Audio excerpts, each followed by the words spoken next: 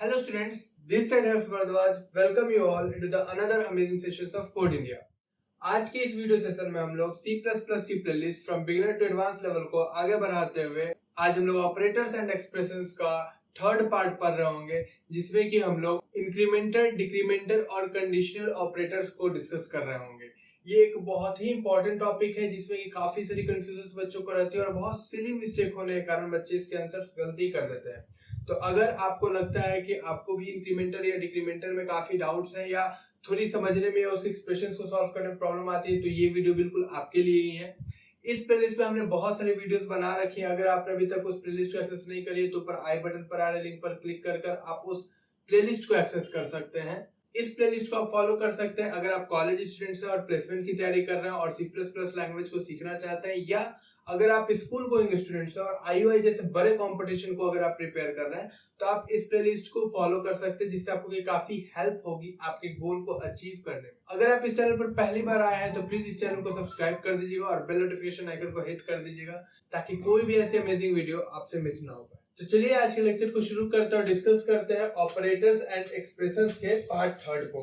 अभी तक हम लोग ऑपरेटर्स एंड एक्सप्रेशंस के दो पार्ट्स को डिस्कस कर चुके हैं और इसमें हम लोग डिफरेंट ऑपरेटर्स के बारे में पढ़ चुके हैं, क्या होता है यूनरी ऑपरेटर और क्या होता है बाइनरी ऑपरेटर। अगर आपने उन वीडियोस को अभी तक नहीं देखा है तो आपको लिंक डिस्क्रिप्शन में मिल जाएगी। आप उन लिंक पर क्लिक कर उन वीडियोस को भी चेकआउट कर सकते हैं, या आप आई बटन पर जो प्लेलिस्ट का लिंक है वहां से भी जाकर आप इन वीडियोस को इजीली चेकआउट कर सकते हैं। अब हम लोग चलते हैं और सीखते हैं कि क्या होता है इंक्रीमेंटर और डिक्रीमेंटर ऑपरेटर। ठीक है, तो सबसे पहले हम लोग बात कर लेते हैं कि जो हमारे इंक्रीमेंटर और डिक्रीमेंटर ऑपरेटर्स हैं उनके नोटेशंस या सिंबल्स क्या होते हैं। तो अगर बात करें हम इंक्रीमेंटर ऑपरेटर की, तो उसको हम लोग डबल प्लस साइन से डिनोट करते हैं, और अगर हम लोग बात करें डिक्रीमेंटर ऑपरेटर की तो उसको हम लोग डबल माइनस साइन से डिनोट करते हैं। मतलब कि अगर हमें कहीं इंक्रीमेंटर ऑपरेटर को ऑपरेट करना होगा तो हम लोग वहां पर डबल प्लस साइन यूज करेंगे, और अगर हमें कहीं पे डिक्रीमेंटर ऑपरेटर यूज करना होगा तो हम लोग वहां पे डबल माइनस साइन यूज करेंगे। इसके बाद एक बात और डिस्कस कर लेनी है कि जो ऑपरेटर है उनका नेचर क्या है, दैट इज वो बाइनरी नेचर के हैं या यूनरी नेचर के हैं। तो इंक्रीमेंटर या डिक्रीमेंटर ऑपरेटर जो होते हैं वो यूनरी नेचर के होते हैं, मतलब कि उन ऑपरेटर को ऑपरेट होने के लिए केवल एक ही ऑपरेंड की जरूरत है। अब डिस्कस कर लेते हैं कि ऑपरेंड क्या होता है। मैंने पहले भी बता रखा है बट इसको फिर से रिपीट कर देता हूँ। ऑपरेंड वो पीस ऑफ डेटा है, इंफॉर्मेशन है, जिस पर कि कोई भी ऑपरेशन को परफॉर्म कराया जाता है हमारे ऑपरेटर की मदद से। तो आई थिंक कि अभी तक ऑपरेंड और ऑपरेटर और ऑपरेशन में अंतर क्लियर हो गया होगा। अब हम लोग डिस्कस कर लेते हैं। पहले तो ये क्लियर हो गया कि ये जो है एक यूनरी ऑपरेटर है। यहाँ पर हमें कुछ एग्जांपल्स दिए गए, हमारे इंक्रीमेंटर और डिक्रीमेंटर ऑपरेटर के, जैसे कि यहाँ पर ए के बाद प्लस प्लस लगाया गया है, प्लस प्लस के बाद एक्स लगाया गया है। तो ये कुछ एग्जांपल दिए गए हैं कि हमें इंक्रीमेंटर और डिक्रीमेंटर को जनरली हम लोग कैसे यूज करते हैं, कुछ एग्जांपल्स दिए गए हैं। अब देख लेते हैं कि हमारा जो इंक्रीमेंटर ऑपरेटर है उसको दो तरीके से यूज करते हैं। या तो उसको हम लोग किसी वेरिएबल के बाद यूज करते हैं, या तो किसी भी वेरिएबल से पहले यूज करते हैं। बेसिकली ये जो है हम लोग पढ़ रहे सिंटेक्स ऑफ इंक्रीमेंटर एंड डिक्रीमेंटर ऑपरेटर। तो अगर हम लोग किसी भी वेरिएबल के बाद में प्लस प्लस साइन लगाते हैं तो उसको हम लोग कहते हैं पोस्ट इंक्रीमेंटर, और अगर किसी भी वेरिएबल से लोग पहले प्लस प्लस साइन लगाते हैं तो उसको बोलते हैं प्री इंक्रीमेंटर। दैट इज इसको हम लोग बोलेंगे क्या, इसको हम लोग बोलेंगे पोस्ट इंक्रीमेंटर और इसको हम लोग बोलेंगे प्री इंक्रीमेंटर। ठीक उसी प्रकार से हम लोग अगर डिक्रीमेंटर ऑपरेटर की बात करें तो अगर डिक्रीमेंटर ऑपरेटर किसी भी वेरिएबल के बाद में लगा रहेगा तो उसको कहेंगे पोस्ट डिक्रीमेंटर, और अगर वही डिक्रीमेंटल ऑपरेटर किसी वेरिएबल के पहले लगा होगा तो उसको कहेंगे प्री डिक्रीमेंटल। ठीक है, इसको कहेंगे क्या, प्री डिक्रीमेंटल, और इसको क्या कहेंगे, पोस्ट डिक्रीमेंटल। इसको क्या बोलेंगे, इसको बोलेंगे पोस्ट डिक्रीमेंटल। ठीक है, ये बात तो क्लियर हुई कि भाई प्री इंक्रीमेंटर क्या होता है, पोस्ट इंक्रीमेंटर क्या होता है, प्री डिक्रीमेंटर क्या होता है, पोस्ट डिक्रीमेंटर क्या होता है। एक बात नोट करने वाली ये भी है कि यहाँ पर सिंटेक्स में साफ लिखा हुआ है कि जो इंक्रीमेंटर या डिक्रीमेंटर ऑपरेटर है वो किसी वेरिएबल्स पर ही ऑपरेट होंगे तो होंगे। मतलब कि ये जो ऑपरेटर्स है वो किसी कांस्टेंट पर ऑपरेट नहीं हो सकता। मतलब कि अगर कहीं पर लिखा हुआ है कि 6 प्लस प्लस या 9 माइनस माइनस, तो ये पॉसिबल ही नहीं। यहाँ पर ये ऑपरेटर इस तरीके से लिखना गलत है, इसके सिंटेक्स के खिलाफ है, क्योंकि जो हमारे इंक्रीमेंटर या डिक्रीमेंटर ऑपरेटर होता है वो केवल वेरिएबल्स पर ही वर्क करता है। अब एक बार मोटा मोटी समझ लेते हैं कि अगर ये ऑपरेटर यूज किया जाएगा तो वहां पर किस टाइप का ऑपरेशन परफॉर्म किया जाएगा। तो अगर मान लेते किसी भी वेरिएबल के साथ अगर हमारा इंक्रीमेंटल ऑपरेटर यूज होता है तो वो हमारे वेरिएबल के वैल्यू को 1 से बढ़ा देता है, मतलब वेरिएबल में जो भी वैल्यू स्टोर होगा उसमें +1 कर देता है। और अगर हमारे वेरिएबल के साथ डिक्रीमेंटल ऑपरेटर यूज होता है तो वो हमारे वेरिएबल में स्टोर वैल्यू में से 1 को डिक्रीज कर देता है, मतलब उसके वैल्यू को 1 से घटा देता है। हम लोग देखते हैं कि कैसे ये काम होता है, अपने अगले स्लाइड में इस चीज को सीखेंगे। तो जैसा कि हम लोग देख सकते हैं कि ये जो अगर इंक्रीमेंटल ऑपरेटर है, अगर कहीं पर a++ लिखा हुआ है तो a++ का मतलब पढ़ा जाना चाहिए a = a+1। जैसे कि अगर हम लोग बोले कि भाई a बराबर 5 है तो अगर उसके बाद हम लोग लिख रहे हैं कि सी आउट प्रिंट करिए a++ का वैल्यू, ठीक है। अगर हम लोग इस तरीके से प्रिंट कर रहे हैं कि a++ के वैल्यू को प्रिंट किया जाए तो a++ बराबर होता है a = a+1 के, ठीक है। अब हम लोग को क्या पता है कि राइट साइड में जो भी होता है उसके वैल्यू को हम लोग लेफ्ट साइड में स्टोर करते हैं। तो यहाँ पर a का वैल्यू क्या था, 5 था, a का वैल्यू था 5, 5 + 1 क्या हो जाएगा, 6 हो जाएगा, मतलब इसका वैल्यू क्या हो जाएगा 6, और इस 6 को हम लोग a में स्टोर कर देंगे। अब इस 6 वैल्यू को a में स्टोर करेंगे तो a++ का वैल्यू क्या हो गया, 6 हो गया। मतलब कि क्या, जो हमारा पहले a का वैल्यू 5 था, जब हम लोग a++ को प्रिंट कराएंगे तो हमारा आंसर 6 आएगा। एक एग्जांपल और देख लेते हैं। सपोज दैट कि मान लेते हैं कि a का वैल्यू 9 दिया हुआ है और b = a दिया हुआ है। सपोज दैट b = a दिया और a का वैल्यू 9 दिया हुआ है। हमें क्या करना है, सी आउट b। हमें क्या बोला गया है कि b का वैल्यू भाई प्रिंट कराइए। तो बेसिकली सी आउट b लिखा हुआ है तो b = क्या है, b = a और हम लोग यहाँ पे देख सकते हैं कि अगर किसी के पीछे डिक्रीमेंटल लगा अगर b है तो उसका मतलब क्या होता है, उसका मतलब क्या होता है b = b-1। ठीक उसी प्रकार से यहाँ पर अगर एक a के बाद माइनस लगा हुआ है, इसका मतलब होगा a = a-1। अब हम लोग देखेंगे कि यहाँ पर हमारा a का वैल्यू क्या था, 9 था, तो 9 में से 1 घटेगा तो क्या आएगा, 8 आएगा। तो a-1 का वैल्यू क्या होगा, 8 होगा। a-1 का वैल्यू 8 होगा। अभी जो 8 है वो स्टोर है a में और a का जो वैल्यू है वही है बराबर a के, और a का वैल्यू किसके बराबर है, b के बराबर है। इट मींस कि जो हमारा b है उसका वैल्यू 8 होगा और जब हम सी आउट b करेंगे तो वहां पर 8 प्रिंट हो जाएगा। मतलब जो भी राइट साइड में होता है, जब भी असाइनमेंट ऑपरेटर लगता है ना, जो भी चीज राइट साइड में होती है वो लेफ्ट साइड में स्टोर कर दी जाती है। मतलब जो भी चीज राइट साइड में रहेगा ना उसको हम लोग लेफ्ट साइड में असाइन कर दिया करेंगे जब भी असाइनमेंट ऑपरेटर यूज किया जाता है। तो हम लोग यहाँ पर डेफिनेशन समझ लिए कि भाई अगर कहीं भी a++ लिखा हुआ है तो a++ का मतलब a++ नहीं है, a++ का मतलब होगा a = a+1।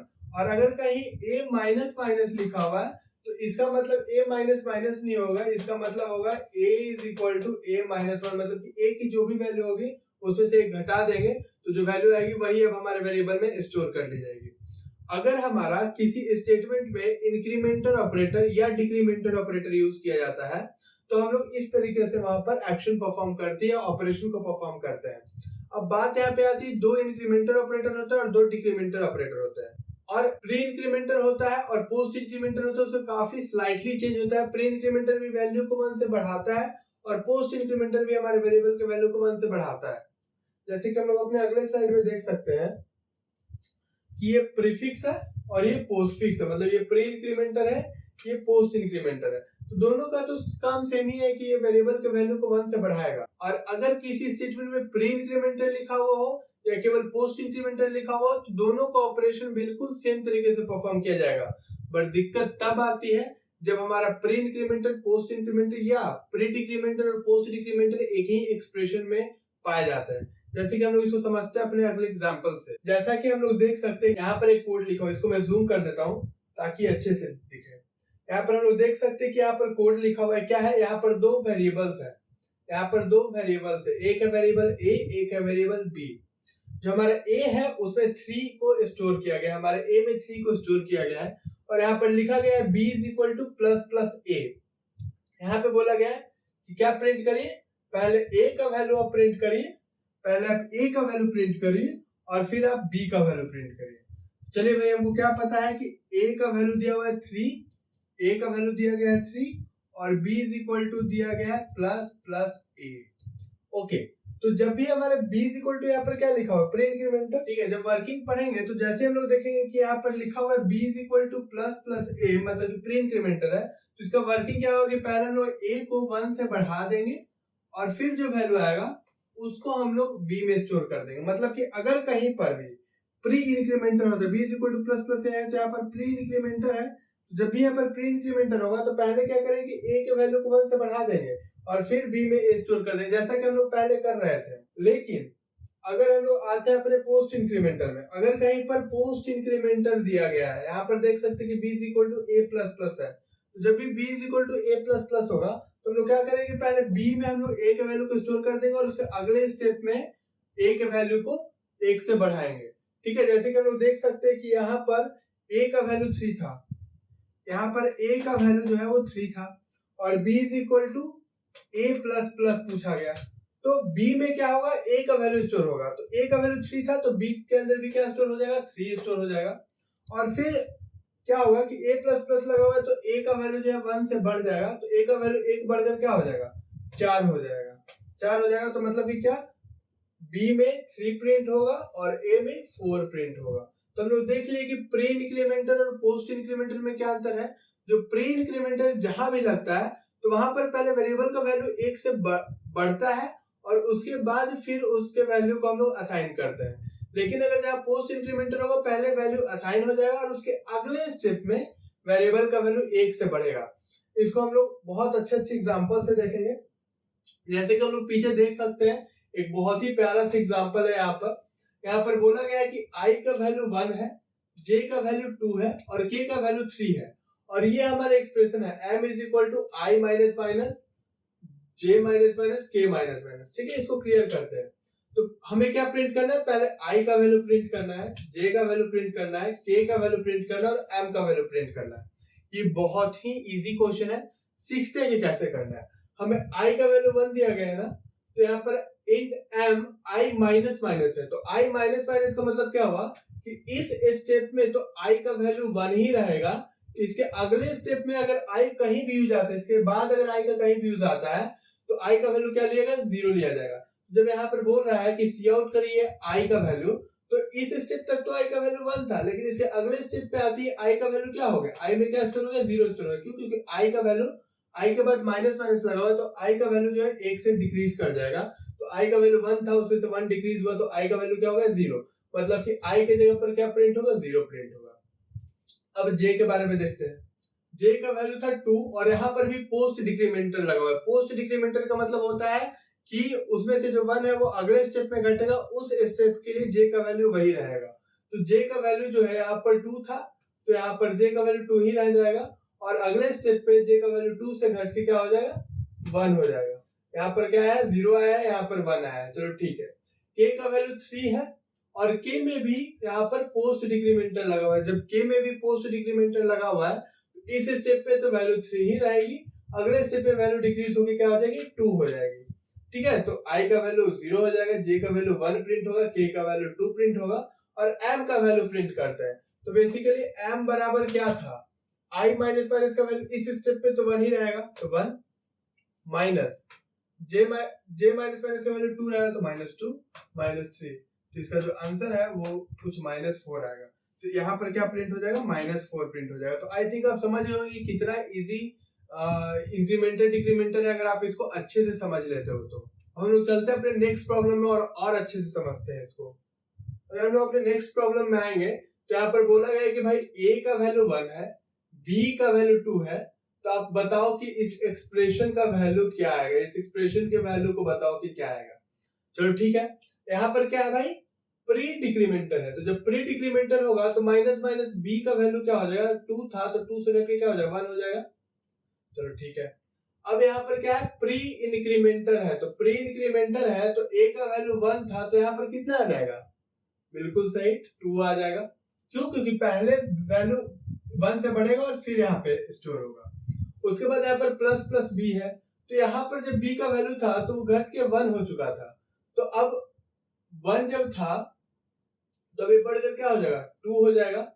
और यहाँ पर जब माइनस माइनस a की बारी आएगी, मतलब कि प्री डिक्रीमेंटर की जब बारी है, तो यहाँ पर a का वैल्यू 2 था और वहां पर प्री डिक्रीमेंटल लगा हुआ, तो a का वैल्यू पहले 1 से डिक्रीज होगा। जब a का वैल्यू 1 से डिक्रीज होगा तो a का वैल्यू पहले यहाँ पर 2 था, तो 2 में से 1 घटेगा तो क्या हो जाएगा, वैल्यू 1 हो जाएगा। हमें याद रखना कि इंक्रीमेंटल या डिक्रीमेंटल ऑपरेटर का प्रेसिडेंस जो है वो लेफ्ट से राइट की ओर होता है, मतलब कि हम लोग लेफ्ट से राइट की ओर बढ़ते हैं और उसको सॉल्व करते हैं। ठीक है, तो हम लोग देख सकते हैं कि 1 माइनस 2 प्लस 2 माइनस 1, आंसर क्या है 0। तो मतलब कि इसका हमारा आंसर है 0। आप लोग देख रहे हो कि अगर आप थोड़ा सा ध्यान देकर सॉल्व करोगे ना तो बहुत इजीली ये सारे कॉन्सेप्ट्स और इस पर बेस्ड सारे क्वेश्चन सॉल्व हो जाते हैं। अब हम लोग अपने अगले क्वेश्चन पर आते हैं। जैसे हम लोग अपने अगले क्वेश्चन पर आएंगे तो i का वैल्यू क्या देगा 19, j का वैल्यू क्या देगा 29 और k का वैल्यू हमें फाइंड करना है। ठीक है भाई, जल्दी बताओ i माइनस माइनस का वैल्यू यहाँ पर क्या होगा। भाई यहाँ पर पोस्ट डिक्रीमेंटल लगा हुआ है, जो पोस्ट डिक्रीमेंटल लगा हुआ है तो अगर i का वैल्यू 19 है तो यहाँ तक तो 19 ही रहेगा। अब अगले स्टेप में वो घट के क्या हो गया होगा, 8 हो गया होगा। ठीक है, अब यहाँ पे i प्लस प्लस है तो इस स्टेप में 19 था, लेकिन अगले स्टेप में i का वैल्यू क्या घट के 18 हो गया होगा। ठीक है, तो अब हम लोग यहाँ पर i प्लस प्लस देखेंगे तो इस स्टेप तक तो वैल्यू i का 18 ही रहेगा, अगले स्टेप पे बढ़कर i का वैल्यू क्या हो जाएगा 19 हो जाएगा। ठीक है, याद रखते कि इस स्टेप तक 18 था, अगले स्टेप पे इसको बढ़ाकर हमको 19 करना है। चलो ठीक है, अब यहाँ पे माइनस माइनस j है, माइनस माइनस j मतलब यहाँ पे प्री डिक्रीमेंटल लगा हुआ है, तो j का वैल्यू 29 था तो यहाँ पर वैल्यू क्या आ जाएगा 28 आ जाएगा। चलो वेरी गुड। अब यहाँ पर क्या है, प्री इंक्रीमेंटर है तो यहाँ पर वैल्यू घट के 28 हो गया, तो यहाँ पर वैल्यू पहले इंक्रीज होगा तो 29 हो जाएगा। तो इस स्टेप तक j का वैल्यू क्या है 29 है। ठीक है, अब हम लोग आगे बढ़ेंगे और यहाँ पर लगा हुआ है प्री डिक्रीमेंटर। प्री डिक्रीमेंटर मतलब i का वैल्यू जो भी था उससे पहले एक घटेगा।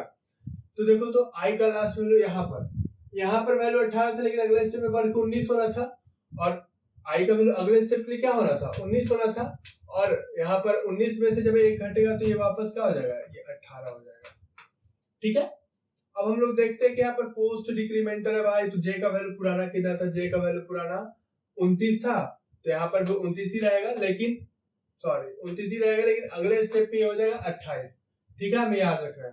अब यहाँ प्लस प्लस आई है तो यहाँ पर 18 था तो यहाँ पर बढ़कर क्या हो जाएगा 19, क्यों, क्योंकि वो प्री इंक्रीमेंटर लगा हुआ है। ठीक है, अब माइनस की अगर बात करें, माइनस j प्लस प्लस की बात करें तो यहाँ पर तो 28 थी वैल्यू, तो यहाँ पर पोस्ट डिक्रीमेंटर लगा तो वैल्यू 28 आ जाएगी। मतलब कि हमको क्या करना, 19 minus 18 plus 28 minus 29 plus 18 minus 29 plus 19 minus 28। I think मैंने कोई भी मिस्टेक नहीं करी है। चलो हम लोग कैलकुलेशन करना सीखते हैं। देखो तो 19 माइनस 18 क्या आएगा 1, 28 से 29 घटाएंगे तो क्या आएगा -1। ओके, 18 में से 18 है यहाँ पर, 18 में से 29 घटानी है -11, और यहाँ पे 19 में से 28 घटानी है तो -9। ओके, मतलब कि ये 1 - 1 तो कट गया, -11 -9 -20 होगा answer. Okay, I think students अभी तक आप लोगों को इंक्रीमेंटर और डिक्रीमेंटर के सारे कंसेप्ट, सारे फंडामेंटल बिल्कुल क्लियर हो चुके होंगे, और ऐसे कोई भी अगर सवाल आते हैं तो अगर आप लोग फुल फोकस्ड होकर बनाते हो, बिल्कुल सिली मिस्टेक नहीं करते तो 100% आप इन क्वेश्चंस को करेक्ट करने जा रहे हो। ये इंक्रीमेंटर और डिक्रीमेंटर का आने वाले समय में लूप्स में बहुत ही ज्यादा यूजेस है, तो इनके कंसेप्ट्स को हमें दिमाग में रखना है और लूप्स में इन्हें बहुत अच्छे तरीके से यूज करना है। अब चलते हैं हम लोग अपने अगले सेट में और देखते हैं कि कंडीशनल ऑपरेटर क्या होता है। ये ऑपरेटर एक बहुत ही इजी ऑपरेटर है, ये आप लोगों के लिए होमवर्क रहेगा। आप होमवर्क में इस क्वेश्चन को सॉल्व करोगे और इसका आंसर कमेंट बॉक्स में कमेंट करके बताओगे। हम लोग चलते हैं अपने सिंटेक्स पढ़ते कंडीशनल ऑपरेटर का। तो बेसिकली कंडीशनल ऑपरेटर का इस तरीके का सिंटेक्स होता है। ठीक है, वो सीधी बात बोलती है कि एक्सप्रेशन 1 को हम लोग चेक करेंगे, अगर ये ट्रू हुआ तो ये वाला एक्सप्रेशन फॉलो होगा, और अगर ये फॉल्स हुआ तो ये वाला एक्सप्रेशन फॉलो होगा। एक बार फिर से समझो क्या है इसका सिंटेक्स कि E1, ठीक है, उसके बाद हम लोग क्या रखते हैं क्वेश्चन मार्क। क्वेश्चन मार्क मतलब एक्सप्रेशन 1 सही है गलत है, अगर ये सही हुआ तो यहाँ पर जो भी एक्सप्रेशन है वो फॉलो किया जाएगा, नहीं तो उसके अलावा जो एक्सप्रेशन है वो फॉलो किया जाएगा। ठीक है, जैसे कि हम लोग देख सकते हैं कि if expression 1 which is a condition evaluates to be true, then expression 2 is carried out, otherwise expression 3 is carried out. Okay, इसको हम लोग एग्जांपल से देख लेते हैं, ठीक है। जैसे कि हम लोग मानते हैं कि यहाँ पर लिखा हुआ है कि अगर a b से बड़ा हुआ, अगर a b से बड़ा हुआ तो a को प्रिंट कर दो, नहीं तो b को प्रिंट कर दो। बेसिकली यहाँ पर एक प्रोग्राम है जहां पर हमें बताना है कि दिए गए दो नंबर में से कौन सा ग्रेटेस्ट नंबर है। तो यहाँ पर हम लोग कंडीशनल ऑपरेटर का यूज करेंगे और एक लाइन में अपने आंसर को लिख देंगे कि अगर a b से बड़ा हुआ तो हम लोग को a को प्रिंट करना, अगर a b से बड़ा हुआ क्योंकि हमको ग्रेटेस्ट नंबर प्रिंट करना है, तो अगर a b से बड़ा हुआ है तो a को प्रिंट कर देना एज अ ग्रेटेस्ट नंबर, नहीं तो अगर फॉल्स हुआ तब तो b को हम लोग प्रिंट करेंगे एज अ ग्रेटेस्ट नंबर। जैसे कि हम लोग देख सकते हैं ये वॉइड नहीं होगा, यहाँ पे इंट होगी, ठीक है। अगर इंट a और b है और हम लोग क्या बोले इंटर एनी टू नंबर, हम लोग यूजर से ही कोई दो नंबर को इनपुट ले लेना है। अब जो दो नंबर यूजर इनपुट दिया है उसमें से ग्रेटेस्ट नंबर को प्रिंट कराना है, तो अगर हम लोग कंडीशनल ऑपरेटर यूज करेंगे और अगर a बड़ा होगा तो a प्रिंट हो जाएगा, नहीं तो b प्रिंट हो जाएगा। ये बहुत इजी सा सिंटेक्स है, हमें याद रहना चाहिए। आज के सेशन में इतना ही गाइस, मिलते हैं अगले सेशन में। अगर आपको ये वीडियो अच्छा लगा तो प्लीज इस वीडियो को अपने फ्रेंड्स के साथ शेयर करें, लाइक